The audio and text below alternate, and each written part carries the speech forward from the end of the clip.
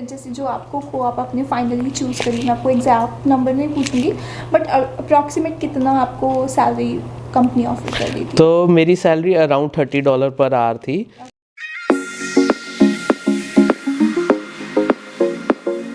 Hi everyone, welcome back to my channel Chai Coffee Canada. So I have been getting many messages to conduct an interview with a co-op student. So we have Arpit Singh all the way from University of Dalhousie. इनसे सुनते हैं कि इनका co-op का experience कैसा रहा and how he got a job in this company. So let's talk to him. So over to you Arpit. So hello everyone. Yeah. So इनसे पूछते हैं पहले कि इनका इंडिया में एक्सपीरियंस क्या था, तो आपने क्या स्टडी करी थी इंडिया में? ओके सो मैंने बैचलर्स ऑफ टेक्नोलॉजी की थी जो दिल्ली में सबसे पॉपुलर यूनिवर्सिटी है GGS IPU। उसके GTBIT कॉलेज से मैंने 4 साल की बैचलर्स ऑफ टेक्नोलॉजी की थी। मेजर मेरा इंफॉर्मेशन टेक्नोलॉजी था। तो आपने 4 इयर्स का अपनी डिग्री कंप्लीट कर ली, उसके बाद आपको कुछ वर्क एक्सपीरियंस था इंडिया में? हाँ जी, तो मेरी बैचलर्स ख़त्म होने के बाद मैंने कंपनी ज्वाइन की थी जिसका नाम न्यूजेंट सॉफ्टवेयर टेक्नोलॉजीज़ था। नोएडा सिचुएटेड कंपनी थी। वहाँ पे बेसिकली मैंने एज अ सॉफ्टवेयर इंजीनियर काम किया for almost 2.5 years. So that's good, मतलब इनके पास बीटेक भी थी and they had 2.5 years of work experience. And then जब आप काम कर रहे थे फिर आपका अचानक से कनाडा का प्लान कैसे बना? तो मैंने देखा कि मेरे कॉलेज से काफ़ी मतलब फ्रेंड्स मेरे कनाडा जाने लग गए, तो वो मेरे को भी मोटिवेशन देने लग गए कि तुम भी चलो। तो ऐसे ही धीरे धीरे करके फिर हम कंसल्टेंट के पास गए, तो धीरे धीरे ऐसी प्रोग्राम बनते गया। मतलब आपको पता चल गया कि इस आपकी फील्ड की डिमांड है हाँ जी, कनाडा में, आपका अच्छा वहाँ पे करियर अच्छे से एस्टेब्लिश हो सकता है। So you also thought of हाँ जी। तो आपने सोचा कि you will come as a student? हाँ जी, आपका ये प्लान था? बिल्कुल तो फिर, सही। मतलब कि कौन कौन से कॉलेजेस और यूनिवर्सिटीज़ में आपने अप्लाई किया था and then why you choose university of Dalhousie? Okay so पहले मैं कंसल्टेंट के पास गया था एज मेरे को कोई नॉलेज इतनी थी नहीं। तो कंसल्टेंट ने काफ़ी उनकी एक ऑलरेडी रेडीमेड लिस्ट होती है, तो उन्होंने वो लिस्ट दी थी कि इसमें से कोई यूनिवर्सिटी चूज़ कर लो। तो उस लिस्ट को साथ में रख के और मैंने अपनी थोड़ी बहुत रिसर्च की, तो मैंने 3 यूनिवर्सिटीज़ में अप्लाई किया था majorly, which was Dalhousie university, Concordia university और Windsor university. Okay, Concordia the one in the Montreal. हाँ जी। ओके ठीक है, एंड सेकंड थर्ड आपने कौन सी बताई? Windsor university. हाँ जी। तो फिर आपने तीनों में अप्लाई किया था, मतलब कौन से मंथ में आपने किस ईयर में अप्लाई किया था? ओके सो मेरा एम था सितंबर 2020 में आने का, तो मैंने अप्लाई किया था दिसंबर 2019 में, मतलब प्रोसेस स्टार्ट कर दिया था अपना सारा अप्लाई करने का। बिकॉज क्योंकि अगर आपको मास्टर्स प्रोग्राम में आना है, अच्छी यूनिवर्सिटी में जाना है, तो या अगर सितंबर में जाना है तो आपको दिसंबर, अक्टूबर या नवंबर 1 साल पहले का उसमें अप्लाई करना स्टार्ट कर देना चाहिए। हाँ जी, बिल्कुल सही। हाँ जी। तो आपने दिसंबर 2019 से अप्लाई करना स्टार्ट कर दिया and when you got the offer letter, आपको कौन कौन सी यूनिवर्सिटीज़ में से आ गया था और कौन सी में से नहीं आया था? ओके सो मेरे को कंकोडिया के अलावा विंडसर से आ गया था एक ऑफर लेटर, और डलहौजी यूनिवर्सिटी की सबसे बेस्ट बात यह है कि डलहौजी सिर्फ अकेडमिक के बेसिस पे नहीं, उनका टोटल इंटरव्यू प्रोसेस भी होता है, तो उसमें सारा कोडिंग टेस्ट वगैरह होता है, तो वही मैंने क्लियर करके मेरे को डलहौजी से भी ऑफर लेटर था।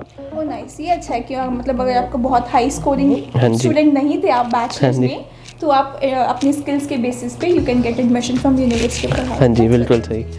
तो और आपने दिसंबर में अगर अप्लाई किया तो आपको कौन से मंथ में से एडमिशन लेटर आने स्टार्ट हो गए थे? तो मेरे को जनरली फेब या मार्च में आ गया था, एग्जैक्टली मेरे को याद नहीं, पर हाँ फेब और मार्च में था अप्रॉक्स। और आपकी GPA वगैरह CGPA अच्छी थी बैचलर्स? हाँ जी, मेरी बैचलर्स में अराउंड 7.7 CGPA थी।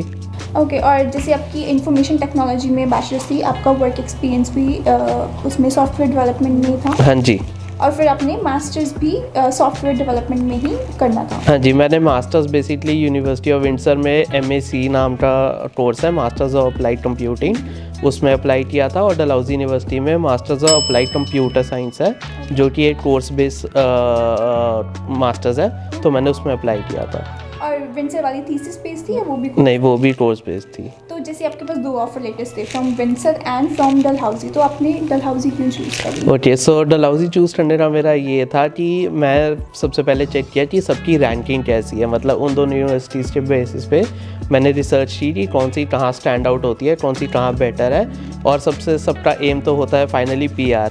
तो मैंने ये देखा कि कहाँ पे PR इजीली मिल रही है, तो इसलिए डलहौजी यूनिवर्सिटी में मैंने प्रेफर किया। Because it's in Halifax and Atlantic provinces, हाँ जी। प्रोग्राम थोड़ा इजियर होता है कंपेयर टू फेडरल PR। हाँ जी, बिल्कुल सही। ठीक है, तो आप अपने वीज़ा पे जब आपको ऑफर लेटर आ गया इन फरवरी 2021 और मार्च 2021, तो आपने स्टूडेंट वीज़ा कब अप्लाई किया एंड कब आपको अप्रूवल मिल गया? तो मैंने जब मेरे को ऑफर लेटर आ गया था, मैंने जहाँ तक मेरे को याद है हमने वीज़ा अप्लाई किया था अप्रैल में, बट ड्यू टू कोरोना उस टाइम पीक पे था तो काफ़ी डिले चल रहे थे वीज़ा प्रोसेसिंग में, तो जिसके वजह से थोड़ा सेफ खेलने के लिए हमने अपने डेफर कर लिया था सितंबर 2021 में। तो मतलब इंस्टेड ऑफ सितंबर 2020 आपने डेफर करवा लिया पूरे 1 साल के लिए? हाँ जी। फॉर सितंबर 2021? हाँ जी। आपका मतलब जनवरी में करवाने का ऑप्शन नहीं था या वो भी रिस्क पे था इसलिए आपने चूज नहीं? वो भी रिस्क पे था क्योंकि प्रोसेसिंग टाइम्स काफ़ी या 4 या 5 मंथ्स का प्रोसेसिंग टाइम हो गया था उस टाइम स्टूडेंट वीज़ा का, तो हमने सोचा रिस्क लेने से अच्छा 1 साल डेफर ही करा लेते हैं। और जैन इनटेक कहते हैं इतना अच्छा भी नहीं होता, तो September intake and summer intake is the best for masters, so इसलिए हमने सितंबर प्रेफर किया था। ठीक है, तो आपका मीनवाइल आपका स्टडी परमिट आ गया एंड देन आप सितंबर 2021 से पहले यहाँ पे लैंड कर गए? हाँ जी। तो अब सीधा हैलिफैक्स गए थे? हाँ जी। ओके, आपका हैलिफैक्स में एक्सपीरियंस कैसा रहा, कैसी सिटी थी वो? ओके, तो हैलिफैक्स जाने के लिए भी थोड़ी मतलब हर्डल्स आई थी, लाइक एक्चुअली उस टाइम एज कोरोना पीक पे था तो डायरेक्ट फ़्लाइट सारी बंद थी, तो मैंने मेक्सिको के थ्रू रूट लिया था, लाइक 3 डेज़ का रूट था, मेक्सिको में 3 डेज़ का स्टे था, उसके बाद टोरंटो जाके फिर हैलिफैक्स आए थे। तो हैलिफैक्स एज अ एक्सपीरियंस बताओ तो काफ़ी अच्छा शहर है, मतलब it's only for nature lovers, like जो जिनको काफ़ी नेचर पसंद है तो उनको हैलिफैक्स काफ़ी अच्छा लगेगा। बट टोरंटो जैसे वहाँ पे हसल नहीं है, लाइक बहुत भीड़ भाड़ वाला इलाका नहीं है वो, हाँ बहुत ज़्यादा ही क्वाइट है और सब मतलब है सब वहाँ पे। हाँ जी, काफ़ी इंडियन ग्रोसरी स्टोर्स वहाँ खुल रही हैं, पहले नहीं थी, अब काफ़ी हो रही हैं, तो इजीली सारा सामान मिल जाता है। एंड कितना एक्सपेंसिव है if you compare it to Toronto, तो कितने एक्सपेंसिव है वहाँ पे रेंटल्स या कुछ भी अगर आपको बाय करना है? ओके, सो ये जो रेंटल है वो डिपेंड करता है आप कितनी दूर रह रहे हो डलहौजी यूनिवर्सिटी से। जहाँ पे मैं रह रहा था वो यूनिवर्सिटी से सिर्फ 5 मिनट दूर थी, तो I was giving rent like मतलब मैं रेंट देता था $400 का पर मंथ, और अगर आप थोड़ा दूर चले जाओ तो वो रेंट आपका 350 भी हो सकता है, 325 भी हो सकता है। सो बेसिकली रेंट की रेंज थी $300 से लेके 550 तक। तो ये शेयरिंग रूम में कि आप हाँ जी, के साथ शेयरिंग रूम में। हाँ तो एक अपार्टमेंट में अगर 2 बेडरूम्स हैं, so you were like 4 students and each was paying 350 400? हाँ जी, बिल्कुल सही। और फिर आपने अपना सितंबर 2021 से अपनी स्टडी स्टार्ट करी, तो कितना डिफ़िकल्ट लगा आपको ये मास्टर्स प्रोग्राम? ओके, सो पहले क्या है कि यहाँ की जो एजुकेशन है वो इंडिया से बिल्कुल ही अलग है। लाइक इंडिया में सब ज़्यादातर बुक फोकस्ड होता है, यहाँ पे बुक नहीं प्रेफर करते, यहाँ पे सिर्फ प्रोफेसर पढ़ाते हैं या फिर नेट से देख के सब काम करना होता है। तो पहले हमने धीरे धीरे उसी फर्स्ट सेमेस्टर में उसकी आदत बनाई थी, यहाँ का काम चलता जैसे है। फिर धीरे धीरे सेमेस्टर निकलते गया तो थोड़ी आदत डलती गई, और ऊपर से कोरोना था तो पहले सेमेस्टर मेरे ऑनलाइन थे, तो थर्ड सेमेस्टर से ऑफलाइन हुआ। पहले तो ऑनलाइन ही थे सब, प्रोफेसर ऑनलाइन क्लासेस लेते थे, फिर धीरे धीरे ऑफलाइन हुआ तो धीरे इंटरेक्शंस बढ़ी क्लासमेट से, तो अच्छा लगने लग गया बेसिकली। आइडिया लगने लग जाता है कि कनाडा का कल्चर कैसा है यहाँ पे, और प्रोफेसर से भी आपकी बातचीत होने लग जाती है, तो आपको फ्यूचर का भी पता लगने लग जाता है कि आपको और क्या करना चाहिए so that you can get a good full time job. हाँ जी।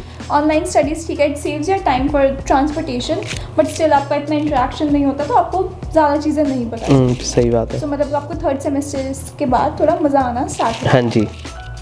एंड देन जैसे कि आपका कोऑप प्रोग्राम था, सो इसमें क्या था, कितने सेमेस्टर्स होंगे एंड कितने सेमेस्टर्स के लिए आपका कोऑप होगा? ओके, सो डलहौजी में जब आप एडमिशन लेते हैं उसमें आपका डिपेंड करता है, वैसे MSc 16 मंथ्स का कोर्स है, बट अगर आप जब इंटरव्यू देते हैं तो उसके बेसिस पे डलहौजी यूनिवर्सिटी एक एक्स्ट्रा सब्जेक्ट देती है डिपेंडिंग अपॉन योर परफॉर्मेंस।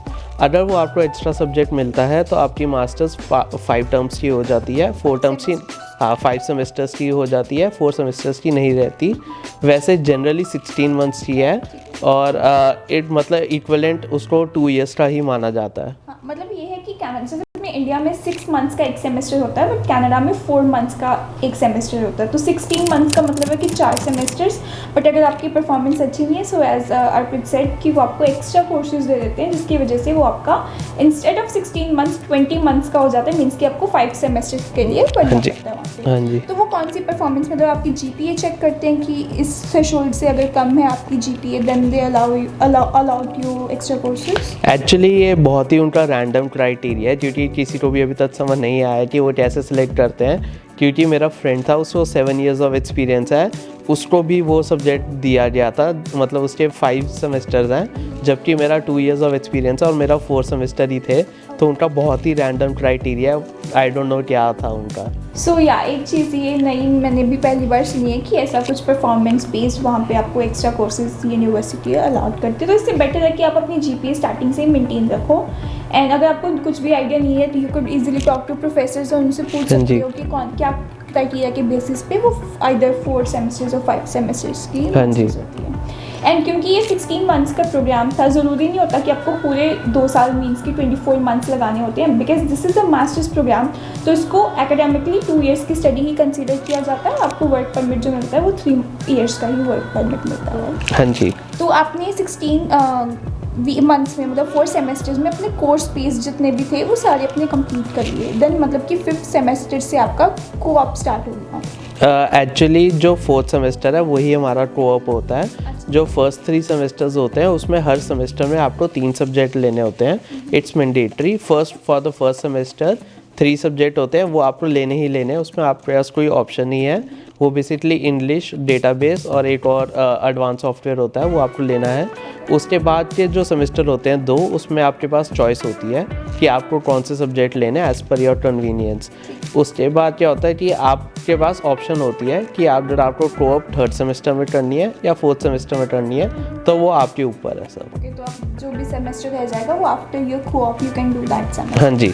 तो आपने चूज़ किया अपने 4th सेमेस्टर में कोऑप्स? हाँ जी, बिल्कुल सही। अपना कोर्स वर्क पहले कंप्लीट किया। हाँ जी। तो जैसे कि आपने फिर 3rd सेमेस्टर आपका कंप्लीट हो गया, तो आपने कोऑप के लिए कब अप्लाई करना स्टार्ट किया? ओके, सो जब हमारा 3rd सेमेस्टर शुरू होता है तो डलहौजी यूनिवर्सिटी की तरफ से वो काफ़ी एक्टिव हो जाते हैं सब प्रोफेसर्स, और वो हमारे लिए मतलब मेल्स भेजना शुरू कर देते हैं, बच्चों को प्रिपेयर करना स्टार्ट कर देते हैं कि अगले सेमेस्टर तुम्हारी कोऑप है। तो हमारी जॉब हंटिंग जो होती है वो 3rd सेमेस्टर में ही शुरू हो जाती है, अलॉन्ग विद कोर्सेज जो हम ले रहे होते हैं। तो मतलब कि आपको यूनिवर्सिटी हेल्प करती है कोऑप लेने में, जैसे कंपनीज के थ्रू आपको कांटेक्ट करवाती है? एक्चुअली यहाँ पे क्या होता है, क्योंकि कोरोना था तो उन्होंने कुछ ऑन कैंपस जॉब्स नहीं थी, सब ऑफ कैंपस ही थी। बट इनका खुद का पोर्टल है स्पेसिफिक टू डलहौजी, बाकी यूनिवर्सिटीज़ का मेरे को आइडिया नहीं, बट डलहौजी यूनिवर्सिटी का खुद का पोर्टल है। वहाँ पे वो जॉब आपको अपलोड करते रहेंगे और आपको खुद से अप्लाई करनी है, जिसमें आपको लगे कि आप सूटेबल हो या रिकमेंडेड है, तो वो जॉब आप अप्लाई कर सकते हो। फिर उसके बेसिस पे आपको इंटरव्यू आते रहते हैं। ओके, तो उस पोर्टल के थ्रू फिर आपने कितनी जॉब्स अप्लाई करी थी, कितनों में आपको इंटरव्यूज़ आए और फिर कैसे अपने फाइनली अपनी इस कंपनी के साथ? ओके, सो वहाँ पे काफ़ी जॉब्स वो डालते रहते हैं, लाइक 70-80 जॉब्स डाल देते हैं, पर ज़रूरी नहीं है कि 70-80 आपके ही डोमेन से रिलेटेड हो। लाइक बीच में डेटा वाली जॉब्स भी होती हैं, सॉफ्टवेयर डेवलपर जॉब्स भी होती हैं और इलेक्ट्रॉनिक जॉब्स भी होती हैं। तो जो आपको सूटेबल है वो अप्लाई कर दो। तो मैंने अराउंड 20 to 25 की थी अप्लाई, और उसमें मेरे को 5 या 6 इंटरव्यू आए थे।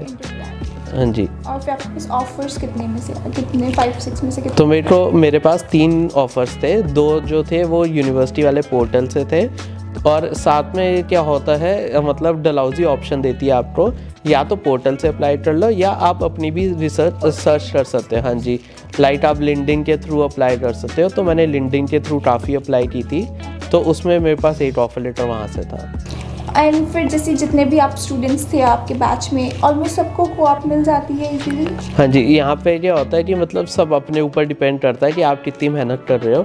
लाइक सेमेस्टर स्टार्ट होते ही आप सबसे इम्पॉर्टेंट होता है आपको लिंक्डइन पे कनेक्शंस बनाने हैं। जब तक आप कनेक्शंस नहीं बनाओगे यहाँ पे नहीं काम बनेगा आपका, क्योंकि कनाडा में सब या तो कनेक्शंस के बेसिस पे काम होता है, या फिर अगर आप वो करते हो लाइक रेफ़र के थ्रू काम बनता है। अनटिल अनलेस आप ये दोनों नहीं करोगे तो आपको जॉब नहीं मिलेगी यहाँ पे।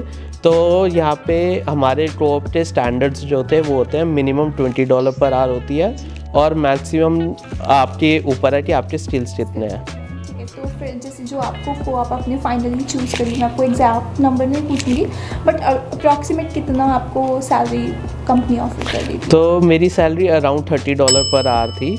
काफ़ी अच्छी मानी जाती है ये। बेसिकली हमारे डलहौजी यूनिवर्सिटी में एवरेज इज़ 27, उसके बिलो आपकी मर्ज़ी है, मतलब लास्ट तक आपको जॉब नहीं मिल रही तो आप बच्चे यूजुअली ले लेते हैं 27 के बिलो, बट जनरली सब लोग 27 एंड अबव प्रेफर करते हैं और कंपनी दे भी देती हैं। सो जैसे अगर आपको आइडिया लग जाएगा इसी वीडियो से कि अगर आपको कोऑप मिलता है $25 पर आवर और $27 पर आवर के रेट पे, so it's a very good salary and जैसे इनकी अराउंड $30 थी, so that was amazing, right. And तो फिर आपने अभी आप कोऑप कर रहे हो, this is your 4th semester going on, ये आपको 4 महीने कोऑप करना है? हाँ जी, मेरी मतलब 4 महीने की कोऑप होती है, उसके बाद आप डिपेंड करता है, लाइक मैंने बताया था कि 3rd सेमेस्टर में अगर आप कोऑप करते हैं तो 4th सेमेस्टर आपको वापस पढ़ाई पे आना है, और अगर आप 4th सेमेस्टर में कोऑप करते हैं तो यहाँ पे बहुत चांसेस होते हैं कि कंपनी ये आपको ऑब्जॉर्व कर लेती है। ऑब्जॉर्व मतलब कि कोऑप के बाद वो आपको फुल टाइम ऑफर कर सकती है, but again it depends on company to company and mainly it depends कि आपने परफॉर्मेंस कैसी दी है कंपनी में। Exactly, yeah. तो अगर आप जैसे कोऑप पे काम करते हो, company has already trained you on your tools या फिर जैसे भी उनके कस्टमर क्लाइंट का जैसे भी वर्क एनवायरनमेंट है, उनको आपको ऑलरेडी ट्रेनिंग मिल चुकी है। तो अगर उनको हायर करना है full time, so they prefer a person who is already working either as an intern or on a co-op instead of hiring from outside, correct. और अगर मैं आपको फ़ीस का पूछूँ तो आपका कितना फ़ीस था इस मास्टर्स प्रोग्राम में? ओके, सो स्टार्टिंग जब मैं ज्वाइन की थी तो तब फीस काफ़ी कम थी, तब अराउंड 8,000 पर सेमेस्टर थी, पर धीरे धीरे अब इन्होंने नया प्रोग्राम लॉन्च किया जिसकी वजह से मतलब लाइक फॉर 3 years कंटिन्यूस इन्होंने फ़ीस हाइक की है। तो अब अगर आप पूछे तो अब जो मेरे फ्रेंड्स पे कर रहे हैं वो इस टाइम 10,000 पर सेमेस्टर पे कर रहे हैं। तो अगर आप इस सबको कैलकुलेट करोगे तो अगर 4th सेमेस्टर में आपकी मास्टर्स ख़त्म हो रही है तो अराउंड $40,000 फ़ीस पहुंच जाती है, और अगर आप 5 सेमेस्टर में जा रही है तो आप 45 to 46,000 लेके चल सकते हो। और जैसे कोऑप था आपका 4th सेमेस्टर, तो आप तो already you are earning from the company at which you are working, तो आपको स्टिल फीस पे करना है सेमेस्टर का यूनिवर्सिटी? कोऑप की जो फीस होती है जनरली बाकी यूनिवर्सिटीज़ में जितना मैंने सुना है बहुत ही नॉमिनल होती है, लाइक $1,000 to $2,000 ये होती है, बट डलहौजी यूनिवर्सिटी में वो फीस $7,000 होती है। It's more by as compared to other universities, but हाँ अगर आप इतना पे अर्न करोगे लाइक 27-28 यू कैन मतलब आप इजीली कवर अप कर सकते हो वो फीस। सो गाइस, जैसे ये है कि बहुत से लोग डरते हैं कोऑप प्रोग्राम में एडमिशन लेने के लिए, बिकॉज उनको ये डर होता है कि पता नहीं उनको कोऑप मिलेगी कि नहीं। अगर कोऑप नहीं मिलती तो उनकी डिग्री कंप्लीट नहीं हो पाती, एंड डिग्री नहीं कंप्लीट होगी तो वर्क परमिट नहीं मिलता।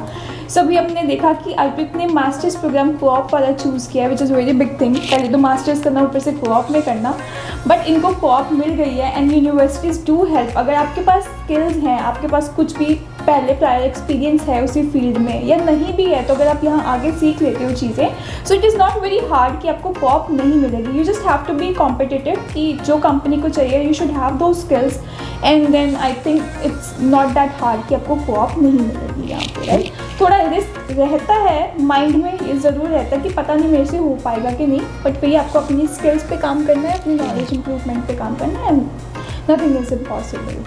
तो अगर आपको कोई भी क्वेश्चन है कि आपको कौन सी यूनिवर्सिटी चूज़ करनी चाहिए, मास्टर्स चूज़ करनी चाहिए जो अर्पित ने चूज़ करी, या अगर कोऑप के रिलेटेड कोई भी क्वेश्चन है, you can contact him directly on LinkedIn. मैं इनकी आईडी यहाँ पे ऐड कर दूँगी। Otherwise you can comment on this video, और आप मुझे इंस्टाग्राम पर मैसेज कर सकते हो। I will be answering all your queries there. And thank you for watching this video until the end. I hope this was informational to you.